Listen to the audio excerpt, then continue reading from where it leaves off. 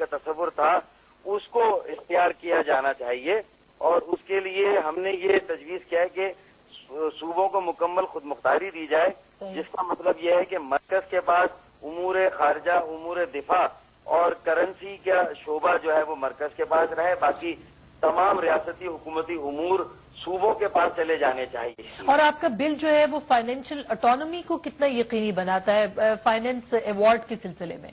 صرف کرنسی جو ہے وہ مرکز کے پاس ہے، اور زیادہ تر کسٹم ڈیوٹی کو ہم نے مرکز کے پاس رہنے دیا ہے۔ ہم نے انکم ٹیکس، سیلز ٹیکس اور ایکسائز ڈیوٹی، یہ سارے جو ٹیکسز ہیں یہ ہم نے صوبوں کو دیے ہیں، اور نیشنل فائنانس کمیشن میں اب صوبوں کے پاس یہ اختیار ہوگا کہ وہ مرکز کو جو ہے وہ کیا وسائل فراہم کریں گے امور خارجہ، امور دفاع اور کرنسی کے شعبے کو چلانے کے لیے۔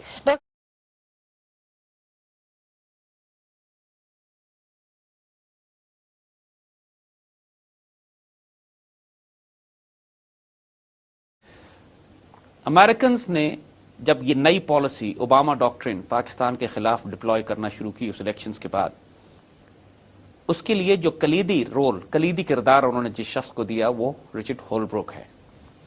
یہ بات ہم اپنے لوگوں کو بتاتے چلیں کہ رچرڈ ہولبروک یہ وہ شخص ہے کہ جب امریکنز نے یورپ میں یوگوسلاویا کو توڑنے کا پروگرام بنایا تھا اور یہ فیصلہ کیا تھا کہ یوگوسلاویا جو کہ پرو سوویت، پرو رشیا ملک تھا، اس کو توڑ کر چھوٹے چھوٹے کئی ممالک میں تقسیم کیا جائے گا، بوسنیا، کروشیا، سربیا، تو اس سارے پلان کو امپلیمنٹ کرنے کے لیے اور یوگوسلاویا کو توڑنے کا جو فائنل معاہدہ کیا گیا تھا ڈیٹا آن پیس ایگریمنٹ، اس تمام پلاننگ کو کرنے والا رچرڈ ہولبروک تھا۔ اور یہی رچرڈ ہولبروک اب بھیجا گیا ہے افغانستان اور پاکستان میں انڈر ایف پیک ڈاکٹرین، یعنی افغانستان اور پاکستان کو وہ ایک تھیٹر آف آپریشن کہہ رہے ہیں۔ اور اس کا مقصد وہی ہے جو اس نے یوگوسلاویا میں کیا تھا کہ پاکستان کو یہاں لا کر چھوٹے چھوٹے حصوں میں تقسیم کر کے توڑ دیا جائے۔ یہ اس کی پلاننگ تھی، یہ ان کی ڈاکٹرن ہے۔ انہوں نے جو پاکستان کے خلاف جو ڈاکٹرن اپلائی کی ہے اور جو یوگوسلاویا میں اس سے پہلے اپلائی کی تھی، اس کے کچھ پیرامیٹرز ہیں، اس کی کچھ بنیادی کلیدی کردار یا رولز ہیں یا پالیسیز ہیں جو انہوں نے امپلیمنٹ کرنی ہے۔ اس کا سب سے پہلا رول جو پاکستان میں جو ایلیمنٹس 5 یا 6 ایلیمنٹس یہ اپلائی کرنا چاہتے ہیں، اس میں یہ کہ کمزور اور ویک حکومت کا قیام، کہ جو کسی طرح بھی پاکستان کی عزت اور آبرو کی حفاظت کرنے کے قابل نہ ہو، اور مرکز اتنا کمزور کر دیا جائے کہ پروونشل اٹانومی کے نام پر تمام صوبوں کو سیاسی طور پر ہی بکھیر دیا جائے۔ آج کل آپ اگر دیکھ رہے ہیں پاکستان میں تو پروونشل اٹانومی کا شور بہت زیادہ ہے۔ پروونشل اٹانومی کی باتیں کرنے والے وہی لوگ ہیں جن کا بیک گراؤنڈ مشکوک ہے۔ یہ وہ تمام لوگ ہیں کہ جو پہلے روس کے ساتھ مل کر یا آج امریکنز کے ساتھ مل کر پاکستان توڑنے کی باتیں کر رہے ہیں، اور اب کچھ حکومت میں شامل ہو گئے اور کچھ نیچے بغاوتیں برپا کر کے پاکستان کے اندر یہ تاثر دینے کی کوشش کر رہے ہیں کہ پاکستان کی ریاست اب اس قابل نہیں رہی ہے کہ ایک فنکشنل اسٹیٹ کے طور پہ رہ سکے۔ تو یہ پہلا مرکز تھا، کمزور حکومت کا قیام۔ کا تصور تھا اس کو اختیار کیا جانا چاہیے، اور اس کے لیے ہم نے یہ تجویز کیا ہے کہ صوبوں کو مکمل خود مختاری دی جائے، جس کا مطلب یہ ہے کہ مرکز کے پاس امور۔ ضروری بات یہاں پہ سمجھنے کی ہے کہ یہ ٹرم پروونشل اٹانومی آئی کہاں سے ہے؟ رائٹ، کیونکہ ہر ٹرم جو استعمال ہوتی ہے، جمہوریت کی جب بات کرتے ہیں، ڈکٹیٹرشپ کی بات کرتے ہیں، کوئی نہ کوئی بیک گراؤنڈ ہوتا ہے، بالکل ایک پس منظر ہوتا ہے۔ بالکل، اس پس منظر کو سمجھے بغیر آپ اس ٹرم کو استعمال نہیں کر سکتے، اس کی قیمت بڑی بھاری ادا کرنی پڑتی ہے۔ جو برٹش کلونیل پاورز تھی، جو برٹش امپائر جس نے پوری دنیا پہ اپنا قبضہ کیا ہوا تھا اور بڑے جبر اور ظلم سے حکومت کیا کرتی تھی، جب ان علاقوں میں لوگ اپنی آزادی کی بات کرتے تھے تو انگریزوں نے یہ اصطلاح نکالی تھی پروونشل اٹانومی کی۔ مقصد ان کا یہ تھا کہ لوگوں سے یہ کہتے تھے کہ ہم تمہیں تھوڑی بہت آزادی دے دیتے ہیں، کچھ معاملات تم اپنے طے کرو، کنٹرول ہمارا رہے گا۔ تو یہ اصطلاح خالصتاً ایک نوآبادیاتی اصطلاح ہے، ایک کلونیل اصطلاح ہے جو غلام قوم کو غلام رکھنے کے لیے ایک کلونیل پاورز نے ایجاد کی تھی، اور برٹش ٹرم ہے۔ پوری دنیا کے کسی ملک کے کسی کانسٹیٹیوشن میں آپ پروونشل اٹانومی کا لفظ نہیں سنتے ہیں، دنیا کے کسی میڈیا میں آپ نے یہ لفظ سنا نہیں۔ تو یہ بیسکلی جو ہمارے سیاستدان اصطلاح استعمال کر چکے ہیں تو انگریز کے غلام سارے کے سارے۔ پہلی مرتبہ پاکستان میں پروونشل اٹانومی کا جو سب سے بڑا طوفان کھڑا کیا گیا تھا، یہ انڈیا نے شیخ مجیب الرحمان کے منہ میں یہ الفاظ ڈالے تھے کہ تم ایسٹ پاکستان کے لیے پروونشل اٹانومی کا نام لو۔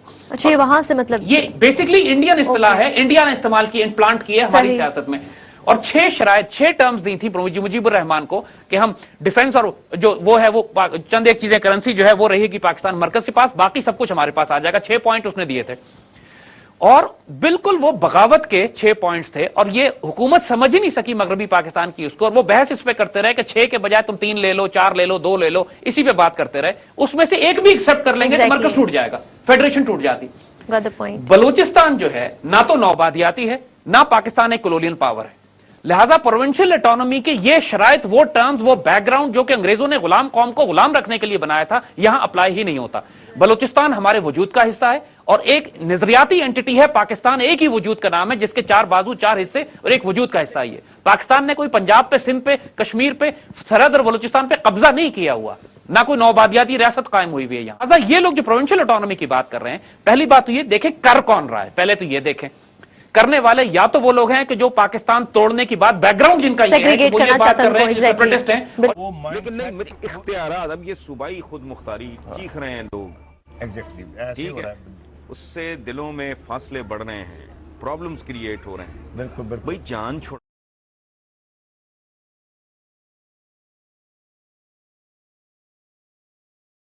ये लोग जो प्रोविंशियल ऑटोनॉमी की बात कर रहे हैं, पहली बात तो ये देखें कर कौन रहा है, पहले तो ये देखें करने वाले या तो वो लोग हैं कि जो पाकिस्तान तोड़ने की बात बैकग्राउंड जिनका ये है कि वो ये बात कर रहे हैं, सेपरेटिस्ट हैं।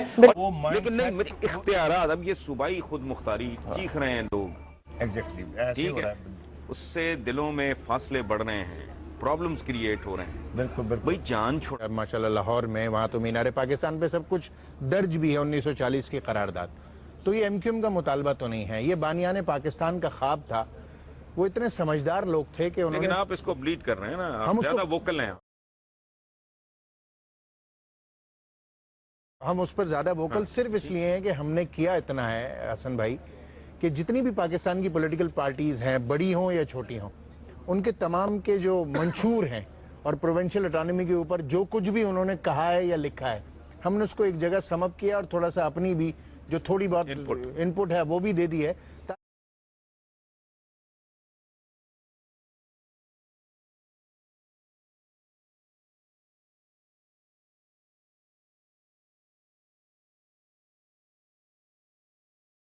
प्रोविंशियल ऑटोनॉमी की बातें करने वाले वही लोग हैं जिनका बैकग्राउंड मशकूक है।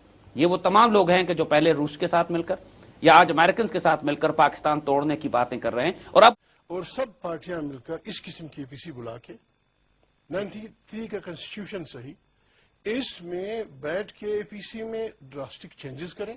ठीक है, बलूच का जो मुतालबा है उनको हम सुने, पश्तून का मुतालबा है उनको सुने, सराइकियों के मुतालबात है उनको सुनिए, सिंधियों के मसाइल सुनिए।